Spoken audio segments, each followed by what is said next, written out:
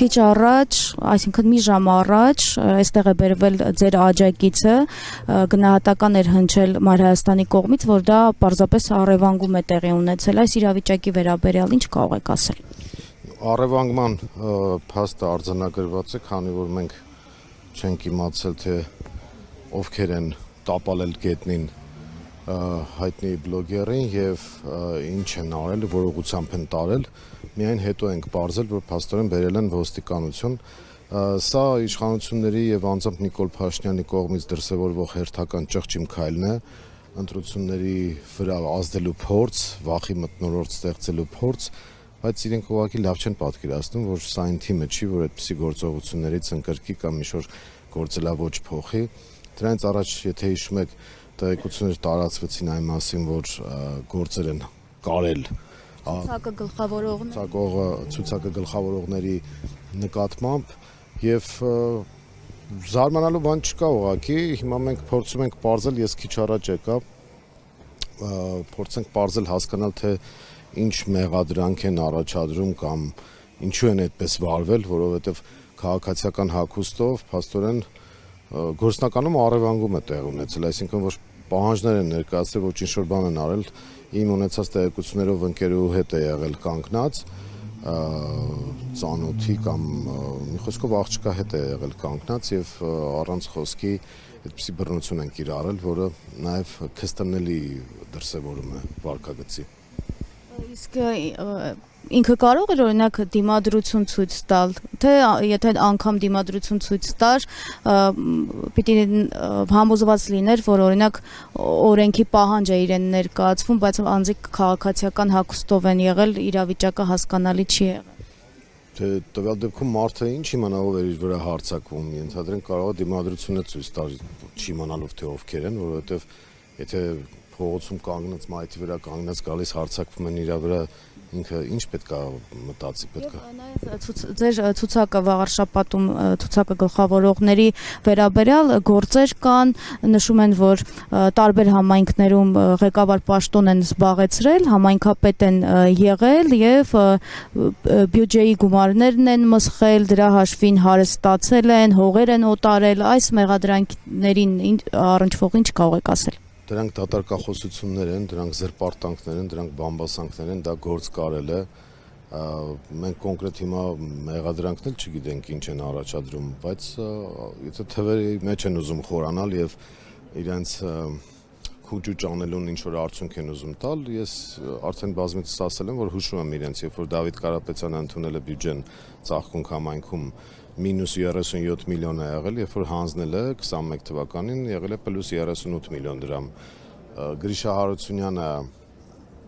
86,000 դրամով է ընդունել բյուջեն, այսինքն բյուջեի մնացորդը համայնքում, Դողս համայնքում եղել է 86,000 դրամ, երբ որ հանձնել է հրաժարական է տվել իր պաշտոնից 7 միլիոն դրամի կարգի գումար է եղել։ Իսկ անշարժ գույքերի քանակի ավելացում է տարիների ընթացքում, որտեղ սա են փորձում տարածել նաև այսպես կոչված լրատվական հարթակներով։ Դրանք դատարկախոսություններ են 21 թվականից հետո կոնկրետ Գրիշա Հարությունյանը բիզնեսով է զբաղվել, այդ ամեն ինչը հայտարարագրված է, այդտեղ թաքցնելու բան չկա։ Եվ եթե խնդիր լիներ, այս 7 տարվա մեջ կլիներ։ Հենց առաջադրվեցին տեխնացու այն էլ ընդդիմադիր կարգավիճակով միանգամից հարձակվեցին իրենց վրա, սա դասական գործ կարել են նշանակում եւ այդ ոնց է լինում, որ ընդդիմադիր բոլոր համայնքապետերի կամ համայնքապետի տեխնացուների դեմ իրենք գործեր են կարում, բայց իրենց տեխնացուներին մոռանում են։ Ընդ որում իրանցը բացահայտված թալան է, օրինակ կլինի Երևանի Անիֆը կամ այլ համայնքներում նրանց գործելակերպը կամ Երևանի վարչական շրջանների ղեկավարների հետ կապված նրանց վարքագիծ, այդ ամեն ինչը անտեսվում է ու հանկարծ ընդդիմադիրների վրա ինչ-որ բան են հայտնաբերում։ Սա ակնհայտ քաղաքական հետապնդում է, մենք ուրիշ բան չենք տեսնում այդտեղ, բայց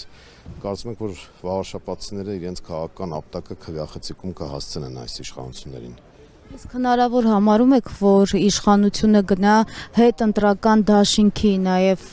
ճանապարհով, օրինակ Հանրապետություն կուսակցության տեխնացուի հետ, մյուս դեպքում ազատ դեմոկրատների տեխնացուի հետ հնարավոր համարում եք, որ այդ սցենարով եւ նաեւ վարչական ռեսուրսի կիրառման արդյունքում կարողանան այնուամենայնիվ այստեղ հաջողություն ունենալ։ Նախ այդ ձեր նշած երկու ուժերը պետք է կարողանան հաղթահարել բարիերը, որ 4%-ը պետք է կարողանան հաղթահարել, որ նոր խոսենք նրանց հնարավոր համագործակցության մասին։ Այն որ հանրապետությունը կցորդն է, դա մենք Երևանում էլ ենք տեսել, այլ մարզերում էլ ենք տեսել։ Մեծ հաշվով մեր հետազոտությունները եւ մեր շփումները, մեր վերլուծությունները ցույց են տալիս, որ իրենք վերարտադրվելու հնարավորություն չունեն։ Վարչական ռեսուրսը այո, կիրառում են, բոլոր տիպի մեթոդներ են օգտագործում, ճղճի այդ թվում եւ այս դեպքը հենց այդ ճղճիմության դրսևորումն է, բայց մենք տեսնում ենք եւ նաեւ հետազոտությունները ցույց են տալիս, որ վաղարշապատցիները մերժում են Նիկոլ Փաշինյանին եւ իր դրածոներին։ Այնպես որ խոսքը այստեղ վաղարշապատցիներին է,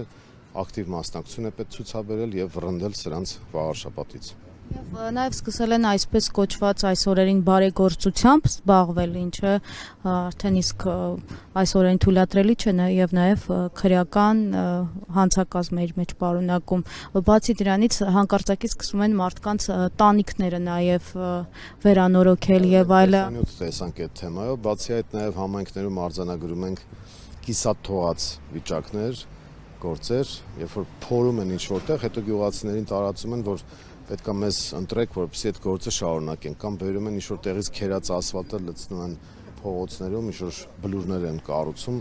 ու ցույց են տալիս, թե իբր շուտով գործ են անելու։ Սա բացահայտ ընտրակաշառք է, հենց այդ վարչական ռեսուրսի օգտագործման դրսևորումներից մեկն է։ Եվ այս ամեն ինչը մենք արձանագրում ենք, նաև դիմել ենք ընտրական հանձնաժողովին, որպեսզի ուժը կորցրած ճանաչի քաղաքացիական պայմանագրի գրանցումը, բոլոր հիմքերը կային դրա համար, սկսած բարեգործության անվան տակ ընտրակաշառքի բաժանում, վերջացրած այդ իրենց միակողմանի որոշումները, պաստառները, մարդկանց ահաբեկելը եւ այլն, պաշտոնյաների ներգրավվածությունը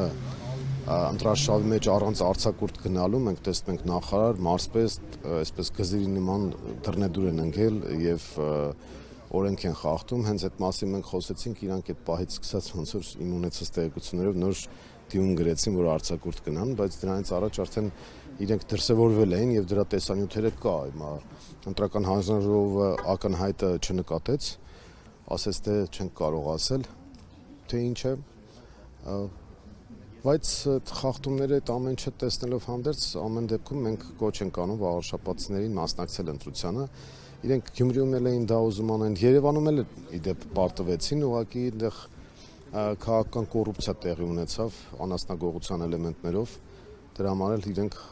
որպես փոքրամասնության իշխանություն դեռևս Երևանում կարողանում են իշխանությունը պահել։ Օրինակ շատ մարդիկ ասում են միևնույնն է, տեսնում են քաղաքականություն, որ այսպես է, մեր դեմը խաղ չկա, ասում են ուր է հիմա օրինակ Գյումրու քաղաքապետը, մնացած ընդդիմադիր քաղաքապետերի հետ ինչ է կատարվել եւ այլն, այսինքն մարդկանց մոտ նաեւ որոշակի առումով հուսալքություն կա, մտածում են, որ միևնույնն է իրենց ձայնը վերջում նպատակին չի ծառայելու, որովհետեւ ժամանակավոր պաշտոնակատարի տեսքով հետո բերելու են ինչ որ ԿՊԱ-կանի։ Ես համաձայն չեմ դրա հետ, եւ պետք չի հուսահատվել, հուսալքվել։ Ես կասեմ իսկ ուր է Սաակաշվիլին։ Եթե իրանք ասում են ուր են համայնքապետերը, ես կասեմ տեսեք թե որտեղ է հայտնվել Սաակաշվիլին։ Սա պայքարի ընթացք է, մենք այդ ընթացքի մեջ կաթիլ, այսպես ասած, քարը ծակելով գնում ենք։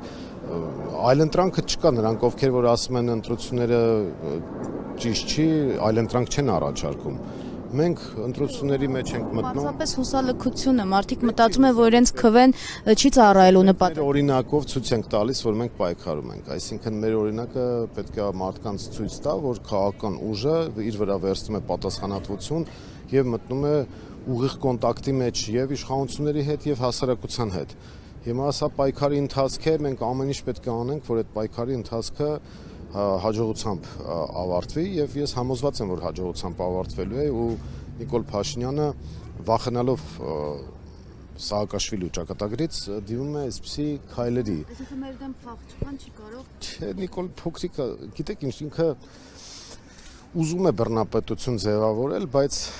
այդ ռեսուրսը չունի, ընդհանրապես Հայաստանը չունի բռնապետության ռեսուրս, ինքը առավել եւս, որովհետեւ բռնապետությունները ունենում են ռեսուրսներ, ընդ որում հումքային տեսքով եւ գաղափարախոսություն։ Ինքը ոչ մեկը ունի, ոչ մյուսը ունի։ Ինքը ընդհանրապես սվինների վրա նստած մի հատ իշխանիկ է, որը, գիտեք, հայտնի է պատմությունից, որ սվիններով կարելի է իշխանության գալ, իշխանությունը մի պահ, ինչ-որ մի ժամանակով պահել, բայց սվինների վրա երկար նստել հնարավոր չի, մանավանդ ինքը լուրջ խնդիրներ է ունենալու այդ սվինների վրա նստելով։ Ես համոզված եմ դրանում։